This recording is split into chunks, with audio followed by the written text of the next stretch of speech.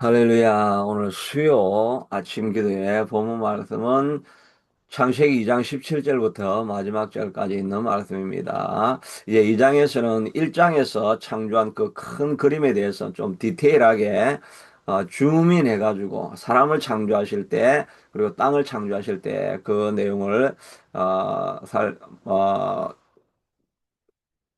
자세하게 설명해 주고 있는 본문이지요. 그래서 에덴을 만드시고 거기에 에덴의 동산을 만들어 두셨는데 에덴에서부터 생기가 생수가 쭉 흘러나가 가지고 네 개로 각 지역으로 뻗어나가서 생수가 닿는 곳에서는 모든 죽어가는 생명이 살아난다라고 했습니다. 주의 성령이 흘러가는 곳이 거기에는 모든 죽은 생명이 살아나게 되는 줄로 믿습니다. 교회에서도 생수가 흘러나서 죽어있는 영혼, 상한 심령들이 찾아와서 생수를 마심으로 말미암아 회복되는 것이 교회이라고도 말씀했습니다. 오늘 우리 불렀던 286장 찬송에 있는 것처럼 주님이 내게 찾아오셔서 우리의 상한 심령을 고쳐주옵소서. 생수가 들어가면 성령이 임하게 되어지면 우리의 모든 상한 심령을 고치고 회복하는 역사가 일어나게 될 줄로 믿습니다. 이 아침에 기도하다가 생령이 또 생수가 성령의 폭포수가 흘러감으로 말미암아 우리의 모든 상한 심령들이 회복되는 역사가 일어날 수 있게 되기를 축복합니다. 17절에 보니까 선악을 알게 하는 나무는 열매를 먹지 말라. 먹는 날에는 반드시 죽으리라. 또 에덴 동산에 사람도 창조하시고 거기에 생명나무 선악을 알게 하는 나무를 심어 두셨는데 이 다른 과실은 너희가 무엇이든지 원하는 대로 먹을 수 있지만 이 선악을 알게 하는 선악과의 열매는 먹지 마라고 합니다. 이 선악과를 두신 이유는 왜 선악과를 두셔가지고 사람을 골탕 먹이려고 선악과를 두셨나 뭐 그렇게 또 부정적으로도 생각할 수 있지만 그러나 이 선악과를 두신 것은 선악을 알게 하는 그 기준은 하나님이 정하신다. 그걸 보여주고, 그거를 우리가 피조물이고, 하나님이 우리의 주인이다 하는 그것을 보여주시기 위해서, 우리가 누구인가를 보여주기 위해서 그 선악과를 만들어 놓은 것이지요. 만약에 선악과를 자기가 먹게 되면 선과 악을 자기가 결정하니까 내가 이 땅의 주인이다. 이것을 선포하는 것이라고 할 수가 있습니다. 그래서 늘 기억하면서 너는 피조물이니까 내가 너를 지었으니까 내가 네 인생을 책임진다 하는 것을 기억하게 하라고 선악과를 만든 것인데 그렇지 않습니다. 내가 선악을 알기를 원하고 내가 주권을 가지기를 원합니다 하고 선악과를 따먹게 되어지면 이제 죽으리라 죽도록 고생하게 될 것이다 하는 것입니다. 내가 주인이 된다는 거죠. 선악과를 내가 따먹으로 말미암아서 내가 내 인생의 주인이 된다라고 하면 처음에는 내가 내 인생의 주인이니까 야, 내가 자유가 있고 내 마음에 독립적으로 되어 있고 내 마음대로 살 수 있다라고 처음에는 자유가 좋은 것 같은데 그 자유를 누리게 되면 반드시 책임이 따르게 됩니다. 어린애들이 빨리 자라가지고 나도 독립해서 내 마음대로 하고 싶은 대로 하고 살아야지. 이렇게 해가지고 독립을 하게 되면 어떻게 됩니까? 가출을 하게 되면 어떻게 됩니까? 먹고 사는 거, 마시는 거, 또 살 집, 자기가 다 책임이 되니까 고통이 고난이 시작이 되는 것입니다.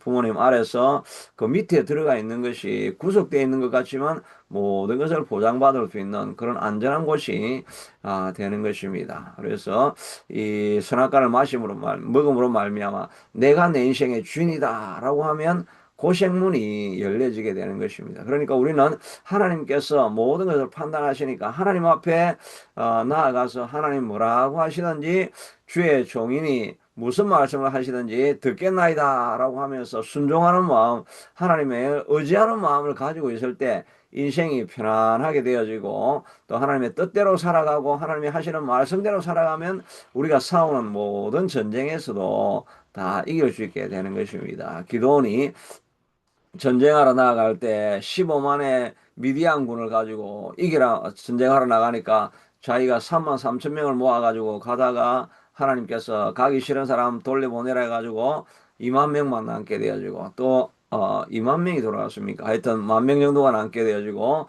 그 다음에 또 물 먹을 때 허리를 굽혀 먹은 사람들 다 보내라고 하니까 남은 사람이 300명밖에 되지 않습니다. 300명을 데리고 나가라고 하니까 하나님 못 가겠습니다 한 것이 아니라 그냥 하나님이 가라고 하니까 순종하고 죽든지 살든지 가겠습니다 하고 가니까 그냥 15만 명도 기도원을 위하라 여호와를 위하라 막 소리치고 하나님 명령하신 대로 가니까 15만 명이 다 날아가 버린 것입니다. 하루아침에 자기들끼리 죽이고 전쟁은 다 끝난 것 아니겠습니까? 우리가 주인이 돼가지고 내가 어떻게 전략을 짜가지고 어떻게 해가지고 내가 내 인생을 좀 복되게 만들까라고 내가 주인이 되어서 교회 가고 설계하고 하나님 의지하지 않고 살면 진짜 초죽음을 당하는 고생을 할 수밖에 없습니다. 마지막에 고생하다가 돌아와가지고 내 인생의 주인이 내가 아니네요.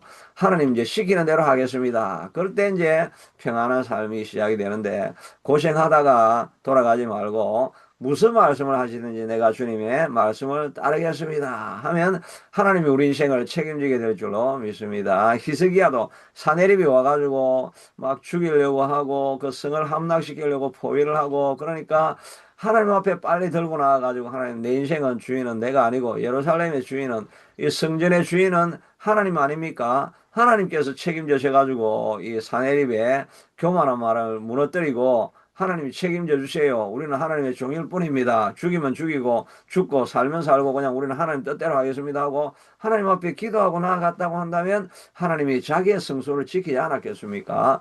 내가 주인이다 라고 생각하려고 히스기야가 살아보려고 성전의 금까지 다 긁어가지고 그 아부를 하고 뇌물을 바치고 그랬더니 점점 비참하게 더 재물은 받아먹고 더 큰 소리로 너희들은 살아남지 못하리라 너희가 의지하는 하나님이 다 뭐냐 히스기야에게 속지 마라 뭐 이렇게 하고 그렇게 고생하다가 마지막에 그 사내립이 편지를 들고 하나님 앞에 나가서 하나님 이것 좀 보십시오.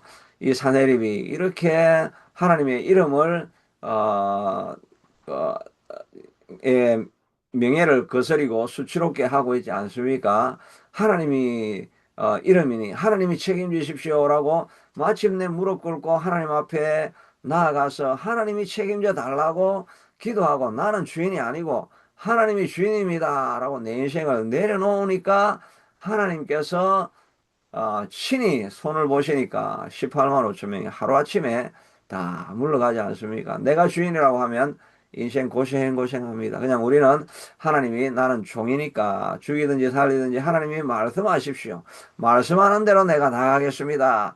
하면 그 인생이 평안하고 복된 인생이 될 줄로 믿습니다. 수고하고 무거운 짐자들아 다 내게로 오라. 너는 내게로 와서 배우라. 그래야면 너희가 쉼을 얻으리니 내 짐은 가볍고 내 멍에는 가벼우니라고 말씀하셔서 주님 앞에 나아가서 하나님 앞에 맡기는 인생 그러면 우리에게 복된 인생으로 하나님께서 만들어 주시게 되는 것이 인생 설계입니다.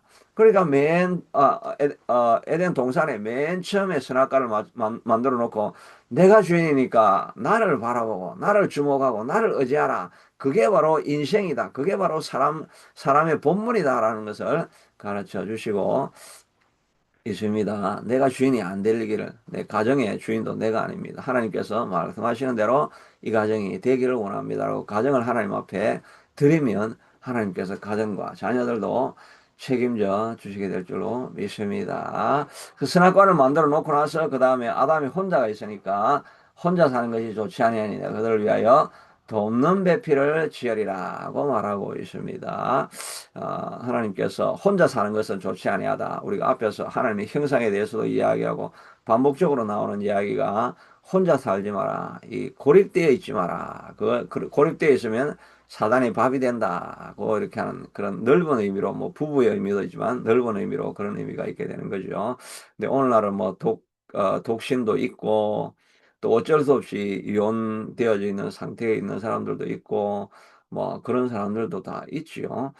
그래서 이거는 좋지 아니하다고 하니까 이건 반드시 이래야 된다는 건 아니죠. 반드시 결혼을 해야 독신이면 안 된다 이런 의미가 아니라 하나님이 때로는 부르시는 독신도 있고 또 때를 놓쳐서 독신이 된 사람들도 있고 또 이혼당해서 혼자 사는 그런 독신도 있고 그런 상황들도 다 있는데 그런 상황에 있더라도 우리가 고립은 되면 안 된다. 그 대신에 어, 좋은 공동체가 또 이루어지고 있으면 그것도 어, 그렇게 해서 고립되어져 있지 않는 것이 우리가 사람이 만들어진 그런 모습이라는 것을 알고 좋은 공동체를 만나는 것도 필요할 것입니다. 돕는 배필을 지으리라고 하시고 나서 그 다음에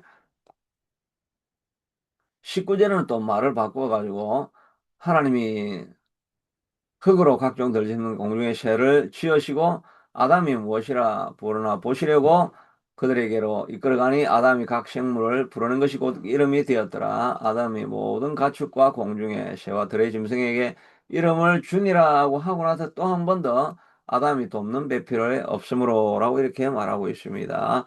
그러니까 이 돕는 배필과 돕는 배필 사이에 아담이 일하는 내용이 나오죠. 하나님께서 모든 짐승을 흙으로 만들었는데 아담에게 가니까 아담이 그것을 보고 이름을 짓게 됩니다. 이 이름을 짓는다는 것은 그 안에 있는 본질을 이해하고 본질에 가장 맞는 이름을 지어주게 되는 거죠. 그래서 우리가 곰 하면 곰을 뭐 배추다. 이름을 배추라 이렇게 지었다. 이렇게 하면 뭔가 곰을 보면서 배추 배추 하면은 느낌이 좀 안 맞죠. 근데 곰을 보고 곰 하니까 느낌이 조금 서로 연결이 되는 것 같죠. 토끼를 보면서 뭐 메추라기 만약 이름을 이렇게 붙였다 이렇게 하면 토끼를 보면서 메추라기 메추라기 이라면 뭐가 좀 안 맞는 것 같죠. 근데 토끼라고 할 때 뭐가 좀 이름이 맞는 것 같죠. 이건 물론 아담이 지은 이름은 아니지만 하여튼 한국적으로 이름을 지어도 하여튼 그게 무슨 유래가 되었든지 이렇게 해서 뭔가 이게 그 짐승의 본질을 표현해주고 있는 것 같은 그런 느낌이 나죠. 매치가 되어지는 것 같은 느낌이 있는 것 같은데 하여튼 이 아담이 이렇게 본질을 꿰뚫어 보고 그 짐승들에게 이름을 붙여준다. 이런 거는 좀 쉽게 좀 더 나아가서 발전시켜서 이야기하면 사물의 본질을 보는 겁니다. 그러니까 연구를 해서 과학적인 원리를 알아내는 그런 과학적인 그 연구하는 그런 일을 이렇게 표현해 주는 것이라고 이렇게 할 수가 늦게 보면 그렇게 할 수 있을 거죠. 그러니까 사람이 이 땅을 지배하고 정복하고 다스리는 것은 뭐 근육을 키워가지고 다스리는 것이 아니라 연구를 하고 과학적인 도구를 만들어내 가지고 우리가 이 땅을 지배하고 살아가게 되는 거죠. 그러니까 우리도 좀 자꾸 생각을 해서 생각으로 이 만물을 지배할 수가 있어야 됩니다. 그래서 옛날 우리가 머리가 나쁘면 손발이 고생을 한다 이렇게 이야기를 하죠. 머리를 쓰면 되는데 머리를 안 쓰고 아무 생각 없이 하다 보니까 손발만 그냥 계속 고생을 하고 어, 뭐 이론에는 열매는 없고 그렇게 될 수가 있습니다. 머리를 자꾸 쓴다는 게 똑똑하게 머리를 쓴다는 게 무슨 말입니까? 하나님 말씀을 자꾸 읽는다는 거 아니겠습니까? 말씀을 자꾸 읽어가지고 하나님 말씀이 하라는 대로 하면은 손발이 고생을 좀 덜 합니다. 근데 말씀을 읽지 아니하고 기도하지 아니하고 그냥 하루를 시작하다 보면 손발은 죽도록 고생을 하는데 남는 게 없는 인생이 될 수가 있습니다. 머리를 자꾸 써서 하나님의 말씀을 가지고 머리를 자꾸 쓰면 우리가 쉬운 길로 갈 수가 있는 것입니다. 만약에 수레를 발견하지 않았다고 한다면 사람이 그거를 끌고 다니려고 하면 얼마나 손발이 고생하고 고생을 하겠습니까? 머리를 써가지고 이걸 어떻게 그 수레를 만들 수 있을까라고 생각하고 수레에 딱 올려놓고 끌고 가니까 그게 얼마나 쉽고 많은 것을 한 번에 할 수가 있습니까? 머리를 쓰게 하나님께서 만들어 주셨는데 똑똑한 머리가 되고 스마트하게 되려고 하면 하나님의 지혜를 구해야 됩니다. 누구든지 지혜가 부족하거든 후히 주시고 꾸짖지 아니하시는 하나님께 구하라. 그래야면 주시리라. 오직 믿음으로 구하고 조금도 의심하지 말라. 믿음으로 하나님 지혜를 주시옵소서라고 구하면 하나님께서 그 살 길도 열어주시게 될 줄로 믿습니다. 무엇이든지 안 되는 일이 있으면 하나님께 나아가서 하나님 지혜를 주시오. 이 자녀를 잘 관리할 수 있는 지혜를 주시옵소서. 부부 관계가 흐트러져 있으면 하나님 부부 관계 속에서 하나님의 평화로운 관계를 유지해낼 수 있는 그런 내게 지혜를 주시옵소서. 비즈니스가 어려우면 하나님이 이 비즈니스를 잘 감당할 수 있는 지혜를 주시옵소서. 무엇이든지 우리가 구하면 후히 주시고 꾸짖지 아니하신 하나님께서 우리에게 지혜를 주셔서 편안하게 굴러가게 만들어 주실 것입니다. 자기가 주인이 돼가지고 자기 혼자 열심히 하려고 하면 손발은 죽도록 고생하고 남는 열매가 없는 그런 인생이 여러분 인생이라고 하면 이제 하나님께 지혜를 구하는 그런 새로운 도전을 해보시기를 바랍니다. 무엇인가인지 시작하기 전에 하나님 앞에 많이 기도해서 하나님이 지혜를 주실 때, 하나님께서 힘을 주실 때, 하나님의 평안을 주실 때, 그때 하루를 시작하면 짧게 일하고도 편안하게 놀면서도 하나님께서 많은 열매를 맺게 해주실 줄로 믿습니다. 하나님 앞에 우리의 짐을 내려놓기를 바랍니다. 이렇게 일을 하고 있으니까 하나님께서 돕는 배필이 없다라고 말했죠. 그러니까 이 돕는 배필이라는 말은 이 그 아담의 필요를 채워주면서 시다가 돼가지고 시다바리가 돼가지고 뭐 커피 끓여주고 이런 것만 하는 그런 배필이 아니라 일을 하는데 돕는 배필이라는 것입니다. 일을 할 때 같이 도와주는 거. 그러니까 이 배필이라는 말은 이 남편이 되는 남자가 목표를 가지고 하나님의 영광을 위해서라든지 주어진 목표를 가지고 달려가는 이런 목표를 향해서 달려가고 있을 때, 일을 하고 있을 때 그 일을 잘 될 수 있게 하도록 보조해주는 그런 역할을 하는 존재가 돕는 배필이 되는 거죠. 그러니까 일도 안 하고 남편이 그냥 백수로 놀고 또 뭐 다른 쓰잘데없는 일을 하면서 어디로 가는지도 모르고 혼돈 속에 있게 되는데 그거를 그런 혼돈 속에 더 있으라고 뭐 먹을 것, 입을 것, 마실 것 공급해주는 사람이 배필이 아니죠. 그러니까 한 목표를 향해서 바라보아야 그래서 그런 일에 도움을 주는 존재가 되어야 그게 가정이 온전하게 되어지고 부부가 온전하게 되어지는 것입니다. 그러니까 돕는 배필이 해야 될 일은 남편이 횡설수설하고 케이아스 속에서 혼란 속에서 또 그냥 저기 그냥 놀고 시간 때우고 어디로 가는지도 모르고 인생을 살아가고 있다고 한다면 돕는 배필이 해야 될 일은 남편이 정신을 차리고 하나님의 영광을 위해서 살아갈 수 있게 하기 위해서 기도하는 것. 그게 정말 큰 돕는 배필이 해야 될 일이겠죠. 기도하여서 기도로 가정을 세워갈 수 있게 하도록 남편이 온전하게 굳건하게 바로 서갈 수 있게 하도록 돕는 일을 제대로 할 수 있게 하도록 돕는 역할을 하는 것입니다. 그렇게 지혜를 가지고 어떻게 해야 될 것인지 그걸 가르쳐주고 인도해주는 그런 일에 보조하는 것이 이 돕는 배필의 사역인 것인 줄로 알고 돕는 것이 그냥 무작정 그냥 막 뭐 필요한 거 먹을 거 입을 것 아담을 그냥 뭐 저기 시다발이 해주는 이런 일이 아니라 영적으로 기도함으로 서포트하는 그것이 중요한 배필의 일이라고 할 수가 있겠죠. 그래서 부부는 한 곳을 향해서 바라보고 있을 때 그때 가장 아름다운 조화를 이루어낼 수 있다는 것을 알고 남편이 정신을 차리고 하나님을만을 바라볼 수 있게 돕는 것이 필요할 것입니다. 아담이 여호와 하나님이 아담을 깊이 잠들게 하시니 잠들매 그가 갈빗대 하나를 취하고 살로 대신 채워서 아담에게 취하신 그 갈빗대로 여자를 만드시고 그를 아담에게 이끌어왔다고 말하고 있습니다. 깊이 잠들게 하신 이후에 갈빗대를 취해서 여자를 만들었다라고 합니다. 그러니까 재료가 다르죠. 그런데 이 갈빗대는 어, 그래서 이게 생물학적으로는 그럼 아담이 갈빗대가 24개거든요. 24개인데 그 중에 하나를 빼버렸으니까 이 아담의 갈빗대는 23개였고 그 다음에 남자들도 갈빗대가 23개로 태어나고 여자는 24개로 태어나는 거. 이렇게 아닐까 이런 우리가 의구심도 가질 수가 있습니다.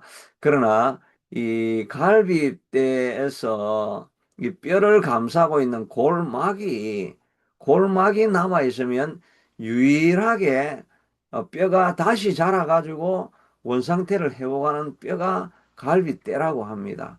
그러니까 골막을 그대로 두었으면 시간이 지나고 양분을 많이 먹었으면 뼈가 그대로 자라가지고 다시 아담도 어느 정도 지나서는 갈비뼈가 다시 24개가 되었을 것입니다. 그리고 그 자손들은 뭐 엄마가 사고로 팔을 잃었으면 애가 태어날 때 팔 없는 아이가 태어나는 게 아니죠.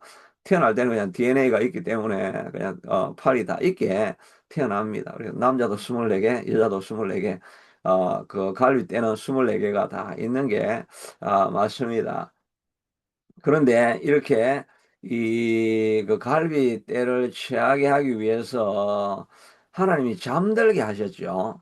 잠들게 하셨다. 이 말을 이 성경을 읽는 사람들은 정말 말씀 있는 그대로 받아들이면 거기에서 하나님의 복이 흘러나는 줄로 믿습니다. 하나님께서 아담을 잠들게 하셨다고 하니까 이게 하나님께서 마취를 하셨구나 이런 생각을 가진 의사가 있었습니다. 그래서 우리도 어떻게 수술하기 19세기 초까지는 수술할 때 뭐 그 맹장이 터졌다 이렇게 하면 수술할 때 배를 째야 되는데 이 배를 째는데 그냥 생사를 찢는 것입니다. 그러니까 이 수술할 때마다 얼마나 사람이 고통스럽게 그것도 19세기까지는 이 오고 오는 수천 년 동안 수술은 항상 그렇게 했습니다. 막 입에 흥금을 물려가지고 그냥 이빨 안 상하도록 해가지고 고통을 참으면서 고통 가운데 배를 째서 수술을 해야 되니까 이게 얼마나 고통스러웠겠습니까? 그런데 그거를 이 의사는 깊이 생각을 하다가 그 사람이 영, 제임스 영, 뭐인데, 사람 이름이 누구냐니까,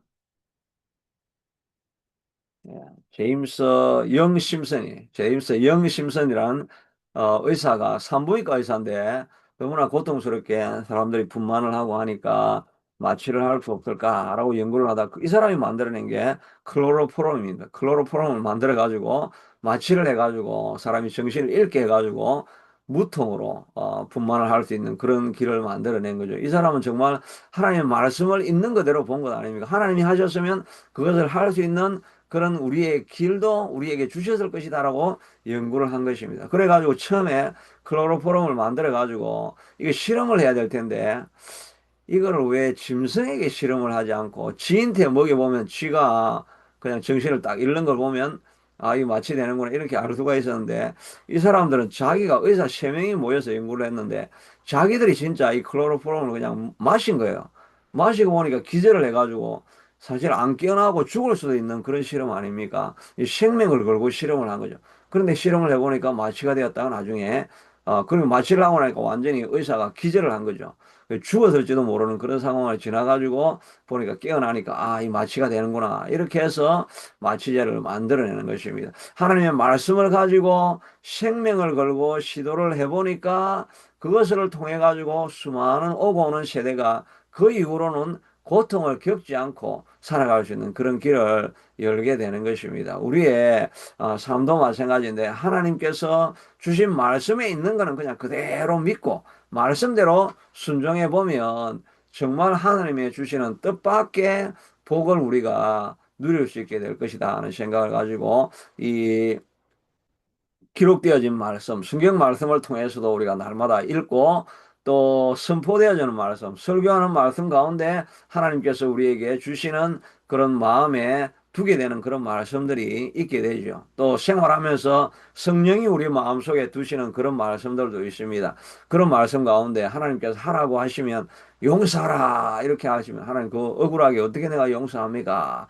그렇게 하지 말고 하나님이 하시라고 하시니까 그냥 내가 용서하고 원수에게 오히려 떡을 더 주고 어, 그런 마음으로 하나님 앞에 무슨 일이든지 순종해 나가면 하나님께서 뜻밖의 복을 주시게 될 줄로 믿습니다. 또 이 본문의 말씀은 하나님께서 아담을 잠들게 하시고 어, 하와를 만들어내었다는 이 본문은 많이 인용을 되는 것은 영적으로 좀 해석을 해가지고 그리스도와 교회의 모습으로도 이렇게 많이 인용을 하게 됩니다. 예수님께서 십자가에서 피를 흘리시고 잠드신 이후에 죽음을 운명하신 이후에 잠드신 이후에 갈비에 그 허리에 창을 찌르시고 거기에 물과 피를 흘리시고 난 이후에 탄생되어진 것이 교회이지요. 그래서 교회는 예수님이 죽음으로 말미암아